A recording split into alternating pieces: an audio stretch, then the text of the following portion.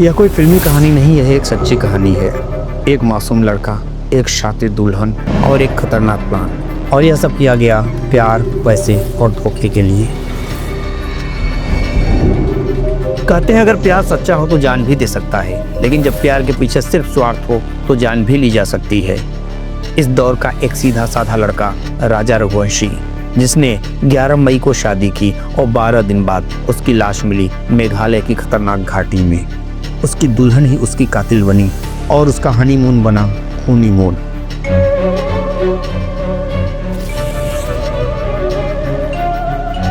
क्योंकि उसके दिल में कोई और था और उसका पति उसके रास्ते का कांटा बन रहा था। 11 मई 2025 इंदौर शहर की गर्मी में एक जोड़े ने 7 फेरे लिए। राजा रघुवंशी एक कारोबारी और सोनम एक सुंदर और स्मार्ट इंटीरियर डिजाइनर। शादी अरेंज थी लेकिन सपनों से भरी हुई थी। लेकिन इस दुल्हन की आंखें किसी और को तलाश रही थी, जिसका नाम था राज कुशवाहा, सोनम का पुराना प्रेमी। शादी से पहले ही इनका रिश्ता था, लेकिन घर वालों के दबाव में सोनम ने राजा रघुवंशी से शादी कर ली। 22 मई को सोनम और राजा रघुवंशी हनीमून के लिए मेघालय पहुंची, लेकिन यह ट्रिप प्यार की नहीं बल्कि प्लान की थी। 23 मई की दोपहर राजा को ट्रैकिंग के लिए वाइसा दोंग झरने पर ले जाया गया। वहां पहले से 3 भाड़े के हत्यारे मौजूद थे, जिन्हें राज कुशवाहा ने भेजा था। सोनम कहती है, राज नीचे चलो, देखो ना कितनी खूबसूरत वादियां हैं, कितनी खूबसूरत जगह है। राजा कहता है ठीक है चलो। राजा रघुवंशी घाटी के किनारे खड़ा हो जाता है। अभी पीछे से सोनम उसे एक तेज का धक्का मारती है और राजा चीखते हुए जाकर नीचे पानी में गिर जाता है।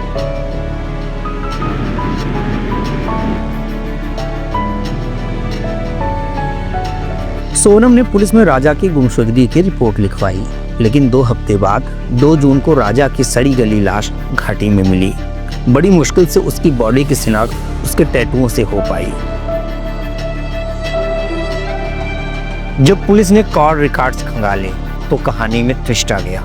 सोनम और राज के बीच लगातार संपर्क था, दोनों एक दूसरे से बात कर रहे थे। जब पुलिस वाले सोनम से पूछताछ करते हैं कि तुम्हारा पति कहाँ है, तो सोनम कहती है कि उसे नहीं पता। लेकिन पुलिस जब अपने पे आती है और कड़ाई से उससे पूछताछ करती है तो वह अपना जुर्म कबूल कर लेती है और कहती है, हाँ मैंने ही राजा रघुवंशी की हत्या करवाई है, क्योंकि मैं उसे प्यार नहीं करती थी, मेरी शादी जबरदस्ती की गई थी। वह रूंधे गले से रोते हुए कहती है वह राज से प्यार करती है और उसी से शादी करना चाहती थी, लेकिन राज गरीब है, इसलिए मेरे माँ बाप राज के साथ मेरी शादी नहीं की और मेरी शादी राजा रघुवंशी से कर दी। आखिर सोनम कौन है और कैसा है इसका बैकग्राउंड? सोनम रघुवंशी का परिवार प्लाईवुड का बिजनेस करता है। इंदौर से लेकर गुजरात तक सोनम के पापा का बिजनेस फैला हुआ है। उनके पास किसी चीज की कमी नहीं है। धन, दौलत, इज्जत, मान सम्मान, अच्छा घर, अच्छी लाइफस्टाइल, सब कुछ थी उसके पास। सोनम रघुवंशी का परिवार इंदौर में ही रहता है। उसके पिता का नाम देवी सिंह रघुवंशी है। इंदौर में सोनम के पिता की कंपनी है, वहाँ प्लाईवुड का निर्माण होता है। सोनम उसी कंपनी में एचआर और इंटीरियर डिजाइनर का काम कर रही थी। बताया जाता है कि प्लाईवुड की फैक्ट्री में अन्य कर्मचारी भी काम करते थे, जिनको मैनेज करने का काम सोनम के ही हत्थे था। सोनम ही सारे कर्मचारियों की सैलरी बनाती थी, उनकी हायरिंग करती थी और उनको टर्मिनेट करती थी। इस कहानी की शुरुआत 11 मई को हुई थी, जब सोनम और राजा की शादी हुई। शादी के बाद सोनम दुल्हन बनकर राजा के घर आई। सोनम 15 मई तक ससुराल में रही, लेकिन इस दौरान कभी भी उसने राजा रघुवंशी को अपने पास नहीं आने दिया और उसे खुद को छूने नहीं दिया। उसने उससे एक बहाना बनाया कि जब तक मैं माँ कामाख्या का दर्शन नहीं कर लूंगी, तब तक मैं किसी के साथ कोई संबंध नहीं बनाऊंगी, किसी को अपने शरीर को छूने नहीं दूंगी। ऐसी मैंने मान्यता रखी हुई है। 16 मई को सोनम मायके चली जाती है और वहीं से 20 मई को हनीमून के लिए शिलांग के लिए निकल जाती है। 23 मई को वहां राजा की हत्या करती है। इसके बाद हनीमून कांड में हर दिन की अलग अलग थ्योरी आने लगती है। राज की हत्या के बाद सोनम वहां से चल देती है। आइए मैं आपको बताता हूँ कि किस दिन क्या क्या हुआ और यह घटना कैसे घटी। कहानी की शुरुआत होती है 20 मई से, जिस दिन वो लोग हनीमून के लिए निकलते हैं।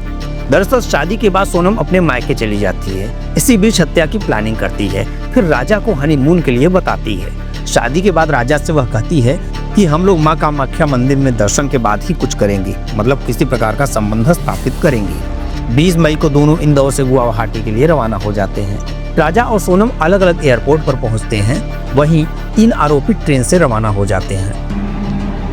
गुवाहाटी पहुंचने के बाद मां कामाख्या के दर्शन करते हैं। इसके बाद सोनम राजा को शिलांग लेकर चली जाती है। दोनों 22 मई को शिलांग पहुंच गए। शिलांग पहुंचने के बाद 22 मई को दोनों शिलांग पहुंच गए। शिलांग पहुंचने के बाद होटल में पहुंचे। इसके साथ ही वहां किलर भी पहुंच गए थे। किलर सोनम के ठहरने की जगह से कुछ दूरी पर ठहरे हुए थे। राजा के फोन में नेटवर्क नहीं था, वहीं सोनम के फोन में नेटवर्क आ रहा था। तो राजा रघुवंशी की बात भी सोनम के फोन से ही उसके रिश्तेदारों और घर में हो रही थी। 23 मई सोनम और राजा होटल से घूमने के लिए निकलते हैं। सोनम की सास उमा रघुवंशी उसी दिन आखिरी बार उससे बात करती है। सोनम कहती है कि हम लोग सीढ़ी चढ़ रहे हैं, आज मेरा 11 का व्रत है, मैंने कुछ नहीं खाया है। इस बातचीत के बाद से परिवार का संपर्क सोनम और राजा से टूट जाता है। 24 मई इसके बाद परिवार का राजा और सोनम से कोई संपर्क नहीं होता है। परिवार के लोग बेचैन हो जाते हैं, परेशान हो जाते हैं कि सोनम और राजा कहाँ चले गए, कहीं कोई अनहोनी तो नहीं हो गई। वो परेशान होकर पुलिस में संपर्क करते हैं। 25 मई को मीडिया में खबर आई कि इंदौर से हनीमून के लिए गए ट्रांसपोर्ट कारोबारी शिलांग में लापता हो गए। परिवार की मांग पर एमपी की सरकार ने मेघालय सरकार से बात की। इसके बाद वहां की पुलिस ने सर्च ऑपरेशन की शुरुआत की। इसके बाद तलाशी के दौरान और जांच के दौरान 27 मई को राजा रघुवंशी की स्कूटी मिलती है, जिसे उन्होंने घूमने के लिए किराए पर लिया था। स्कूटी एक कैफे के पास पड़ी हुई थी, लेकिन राजा और सोनम का कोई पता नहीं था। तेज बारिश में शिलांग में तलाशी अभियान जारी था। राजा और सोनम के भाई वहां पहुंच गए थे। स्थानीय पुलिस के साथ साथ एनडीआरएफ की टीम भी तलाश में जुटी थी। इस दौरान कुछ अन्य सामान वहां मिले, जिसमें राजा के फोन का कुछ हिस्सा था। इसके बाद शक गहराता गया। तलाशी के दौरान राजा रघुवंशी का शव मिलता है, जो कि बहुत बुरी हालत में था, सड़ गल गया था। बड़ी मुश्किल से उसकी पहचान हो पा रही थी। शव को देखकर पहचानना मुश्किल था कि वह कौन है, लेकिन राजा रघुवंशी के शरीर पर बने टैटुओं से उसकी पहचान हो गई कि यह राजा रघुवंशी है। इस केस में सरकार की तरफ से बहुत ज्यादा प्रेशर था, इसीलिए पुलिस इस हनीमून केस में पूरी जी जान से लगी हुई थी और इस केस को रिजॉल्व करना चाहती थी। शिलांग से परिवार राजा रघुवंशी का शव लेकर घर पहुंचा। इसके बाद अंतिम संस्कार किया गया। परिवार ने मेघालय पुलिस पर कई सवाल उठाए। साथ ही राजा के भाई ने कहा कि घटनास्थल से बांग्लादेश बॉर्डर नजदीक है, हो सकता है कि सोनम को किडनैप कर लिया गया हो और राजा रघुवंशी का मर्डर कर दिया गया हो।